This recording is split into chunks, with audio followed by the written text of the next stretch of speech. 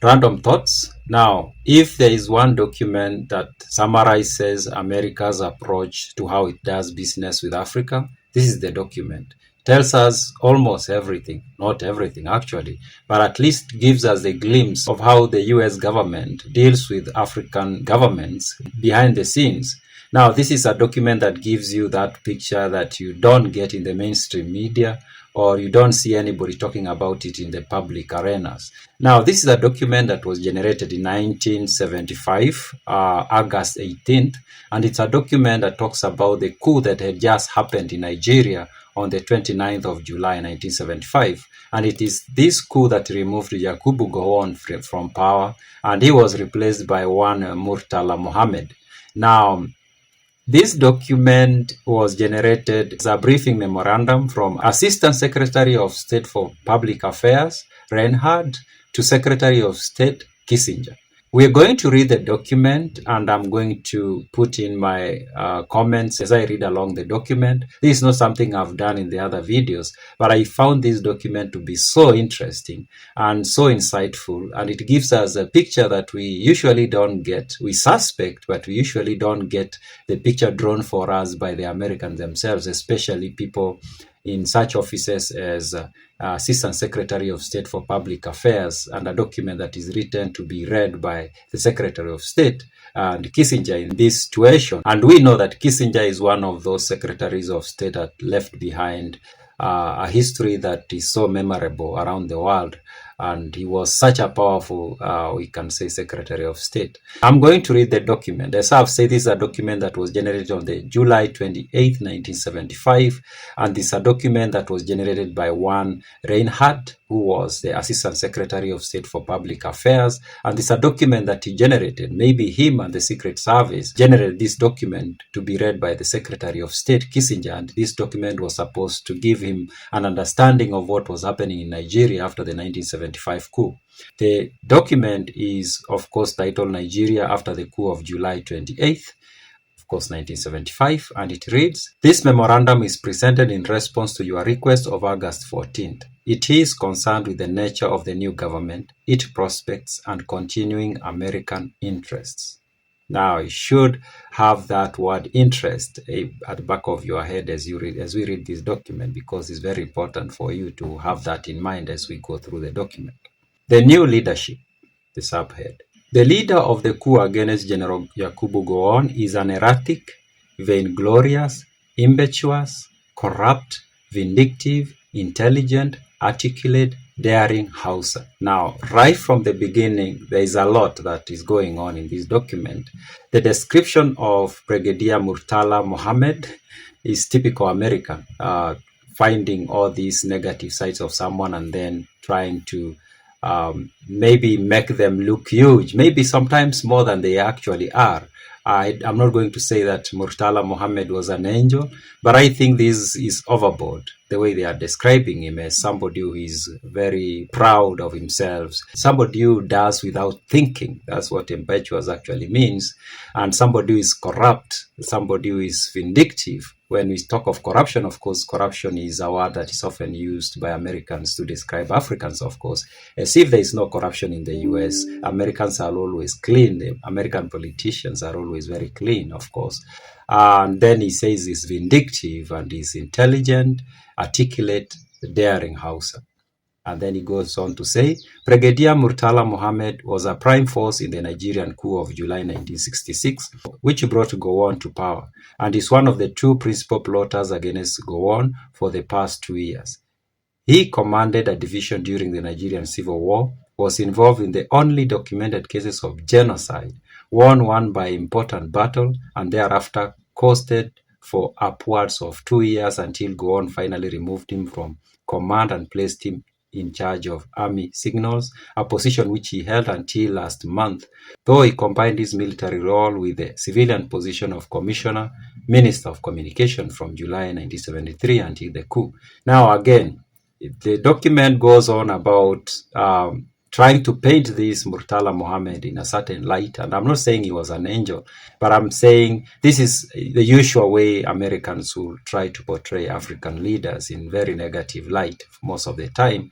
For example, he talks, of course, that he was involved in the only documented case of genocide or cases of genocide. That's important. That characterization is important. And that is going to inform how, of course, the Americans are going to interact with him and how they are going to portray him in the mainstream media and things like that. The document continues to say, Mohammed inherits from Goan vast petroleum resources, potentially 3 to 3.5 million BPD based on known reserves, considerable but neglected agricultural wealth, tremendous but untapped natural gas reserves, other minerals, coal, tin, columbite, uranium. By African standards, an excellently trained civil service, and the dubious asset of 8 million people. To match his assets, Murtala also inherits and has contributed to a tradition of corrupt civilian and military officials, urban problems second only to those of Calcutta, drift and ineptitude in development, insoluble but containable ethnic problems, and a national temperament which combines pride, aggressiveness, arrogance, and patriotism into a brand of xenophobia best labeled Nigerianism. Prospects for survival, subhead. Almost 6 years after the Civil War, Mohammed is probably ushering in a period of coups. As a corrupt Hausa, he automatically attracts Igbo and Yoruba enmity, which he knows and has attempted to reduce by early appointments. Now, there's something to say about that. Of course, the Americans have always found ethnic identity in Africa as a loophole to destabilize nations. They will create tension between groups. Of course, they know how they can do that, and then people keep on fighting forever. But of course, then we understand why it's so important for Kissinger to be informed about this ethnic enmity. As a Northerner and a Muslim, he will be expected to consolidate once and for all the leadership role which his 50 million brothers are certain is theirs. Again, is the ethnic thing. They are putting that out there, or they are trying to understand that very well so that it can be used. It can be used at the right moment. And I'm saying this, and some people may think I'm just creating this, but in this document, there is a place where I'll read something that will tell you, yes, actually, they plan such things. Mohammed will agree, of course, but will seem to the Hausas to vacillate as he sings One Nigeria. While there is no reason to believe that he can approach Gowon's success in accommodating ethnic rivalries, there is also no reason to think that he will be any more successful in rapidly developing the country. And rapidity is the great need if he is to avoid Gowon's political problems stemming from stalemate development. Money is obviously plentiful, but absorptive capacity is low. Corruption, unrealistic planning, confused priorities, and demonstrated reluctance to turn to the outside. Now, again, they are talking about these things, which could be true that these things were happening. Corruption is in Africa. We can't deny that. But corruption is everywhere in the world, if you think about it. But then there is that branding that it's only in Africa that corruption exists. And the Americans, the Europeans are always very clean. They don't do corrupt deals. But actually, much of the corruption in Africa is driven by the demands and desire from the West, if you think about it. Now, finally, Mohammed and his co-plotter are now Deputy Brigadier Olusegun Obasanjo are the most militant of Nigerian military leaders on the Southern African question. Now here is talking about, of course, during this time, there was the question of South Africa. Of course, the apartheid going on in South Africa. And most African countries did have their say or position about the issue in South Africa, apartheid in particular, and having black people of South Africa have the same rights as the white South Africans. And now this document, the way this document is written in this time, of course, today, if you talk about racism and things like that, you'll think Americans will always oppose that in today's world or in today's era, of course. But that was not the case. To them, then, 1975, South Africa was an ally. So they seemed to have been more willing to defend South Africa. So that's why they are talking of Olusegun Obasanjo and Murtala Mohammed being the most militant of Nigerian leaders on the Southern African question. which means, of course, negative to the Americans. That's bad. It wasn't good that these people were outspoken and maybe opposed to apartheid that was going on in South Africa. To the Americans, during this time, that wasn't good, that was bad. South Africa was basically an ally. Gowon and his principal lieutenants burned with the rage of all Africans when considering this issue, but they were realistic. So Gowon and his lieutenants, they also were, of course, expressing their dislike for apartheid that was going on in South Africa, but they were realistic, meaning they didn't push so much like Murtala Mohammed and Olusegun Obasanjo seemed they were going to push. Mohammed and Obasanjo are advocates of a NATO-type military command within the OAU, having the afford objective of strengthening liberation movements. So yeah, Obasanjo and Murtala Mohammed wanted the OAU, which in turn to become the African Union. It used to be OAU during this time, African Organization of African Unity. Murtala Mohammed and Obasanjo were pushing for this organization to have a military wing that was going to support, of course, liberation movements across the continent, and of course to the American. That was bad, of course. More responsibility may bring more realism. So here the Americans, or this guy who's writing this document to Kissinger, is saying that we should give them time. With time, they are going to be more realistic and they will move away from what they are thinking right now should be done. On the other hand, formidable ethnic and development problems could convince the new leadership that they should deal repressively with domestic sin while joining militant Arabs and Africans in organizing a Pan-African jihad for liberation. So this might seem like a simple statement that maybe over time these people will become busy at home trying to deal with problems at home, that they will have less time to start thinking about African jihadism against or for liberation. And of course, if that is how things are, then problems can be manufactured at home, and often problems are manufactured. A large Libyan delegation visited Lagos last week.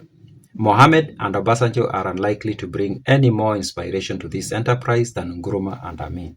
Now it's being told that, yeah, they might not be so effective. Of course, if problems are created at home and then they are kept busy dealing with issues at home, then they are going to have less time to focus on what is happening across Africa. And so it's kind of like dismissing them, that they might not do much. They cannot do more than what Nkrumah and Amin had done or were doing during this time. At any rate, they do not enhance their prospect for survival by any lounging on this uncharted course. Yorubas and Igbos at least will be disinclined to travel with them. Again, trying to identify places where problems can be created to derail these two guys. So this guy is telling the Secretary of State that basically, yeah, there is a loophole here.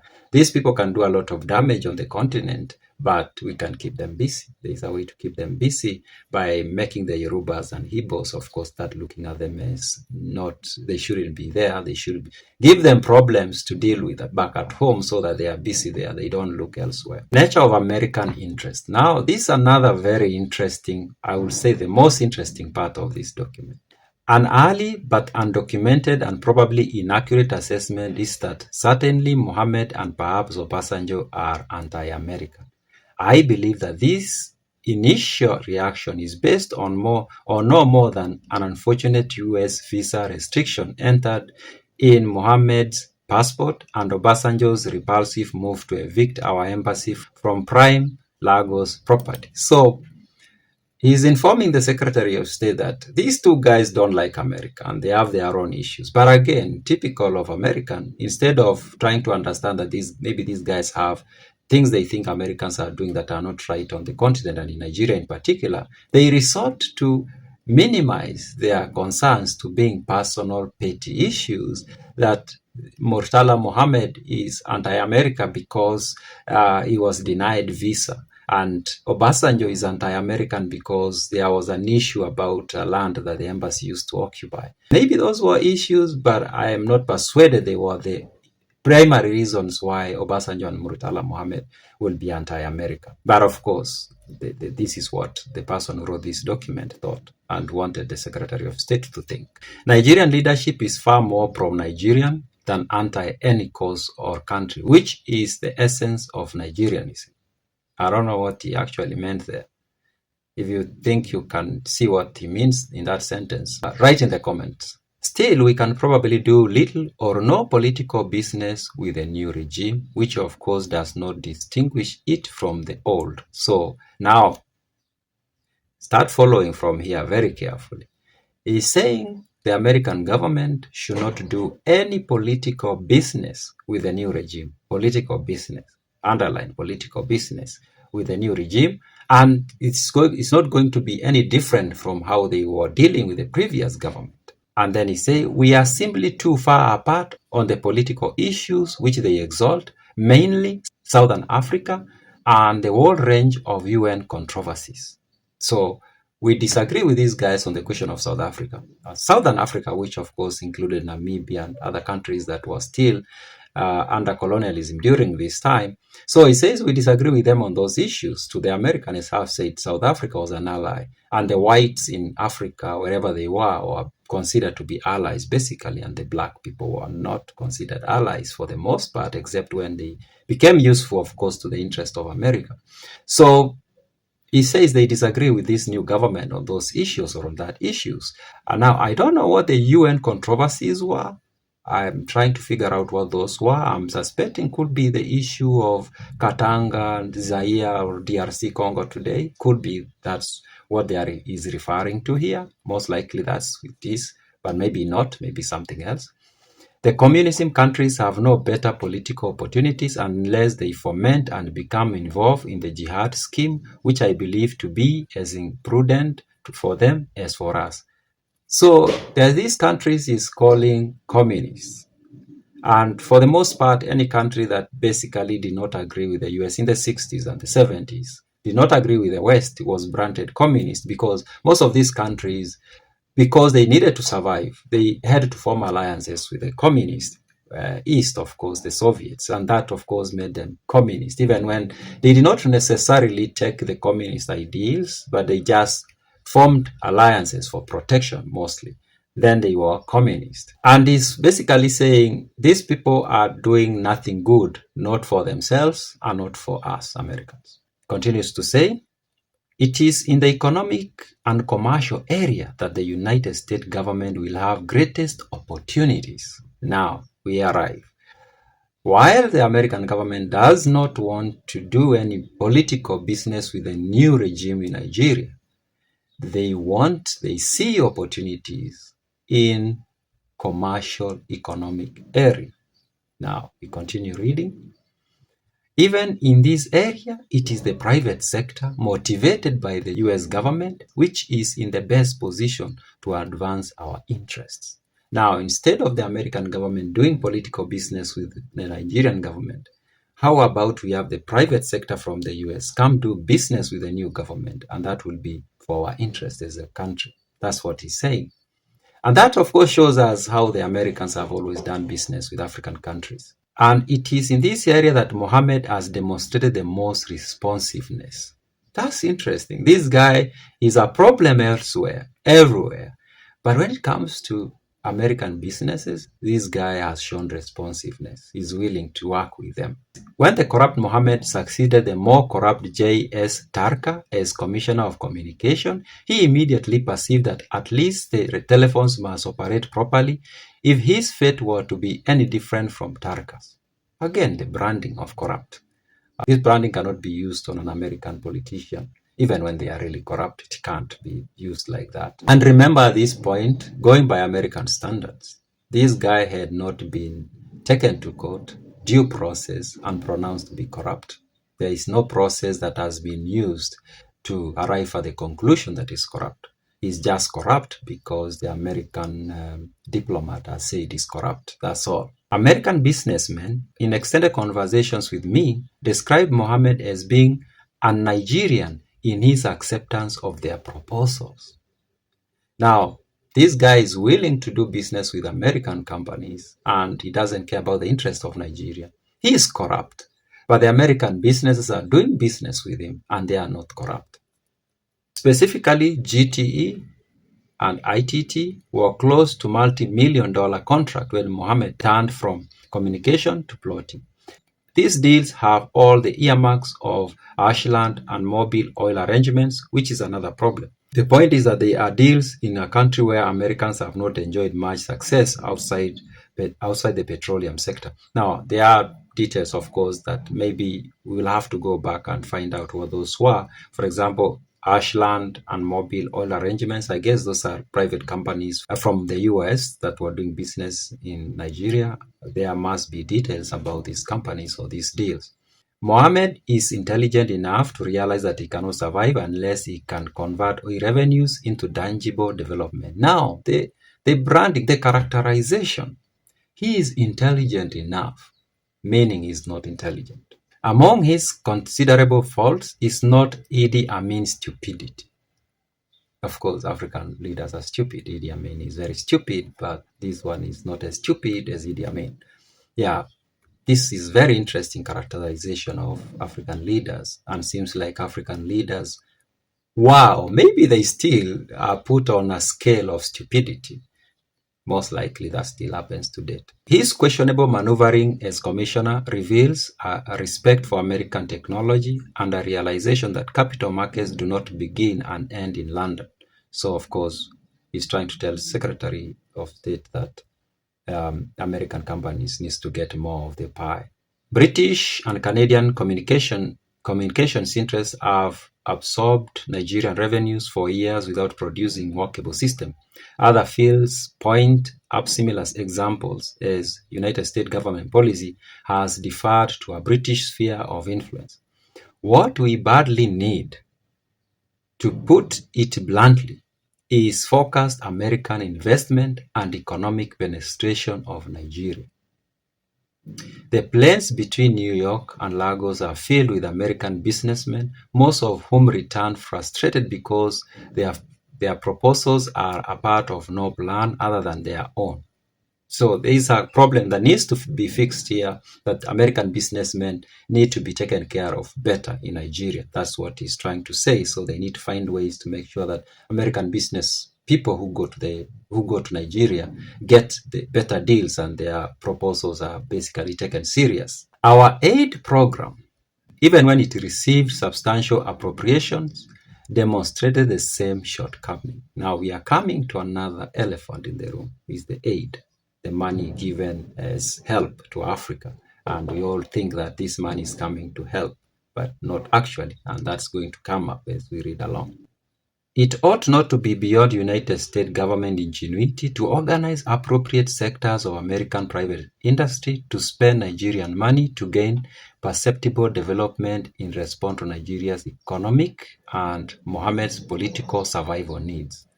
So we need to play in such a way that we put this guy in a certain place where he needs us, and then he needs to do business with us. That's basically what he's saying. He is corrupt though, but we are not corrupt. Emphasis is on the US private sector. United States government foreign assistance funds cannot be appropriated and are not needed. United States political closeness to Mohammed regime is probably unobtainable and undesirable. So they don't want to do anything that will seem that they are close politically, but they should do everything, including using aid, to make sure that American companies and businesses get revenue out of Nigeria. Now let's come to recommendations, and things will become a little bit clear for you. 1. Determine critical Nigerian development areas in which American private industry can make unique and mutually advantageous contribution. Organize a high-level economic commercial mission with demonstrated technological skills in these areas and send this mission to Nigeria after proper advanced preparations here and there. So, a team should be put in place, go to Nigeria, make sure American businesses get work there, get business, and of course, generate revenue out of Nigeria. 2. Avoid even semblance of close political ties to the incumbent Nigerian leadership until and unless it proves more durable than now seems likely. So for now, don't be so close, because we don't know how long these guys are going to be around. So we just have to avoid being seen in public to be buddies with them. until we are sure that they are going to be around long enough or a little bit longer. Then maybe we can show that we work with them. But as for now, focus on getting money out of Nigeria. 3, very important now. Gradually phase small aid mission into embassy economic section, which should be staffed with carefully selected state aid personnel competent to foster and continue objective of recommendation 1. Now we are talking about aid, funds that come to help Africa. But these funds should be spent by carefully selected team, and these funds should be utilized in such a way that they enable the achievement of objective of recommendation 1. And what is recommendation 1? If you've forgotten, determine critical Nigeria development areas in which American private industry can make unique and mutually advantageous contributions. Organize a high-level economic commercial mission with demonstrated technological skills in these areas, and send this mission to Nigeria after proper advanced preparation here and there. That's recommendation 1.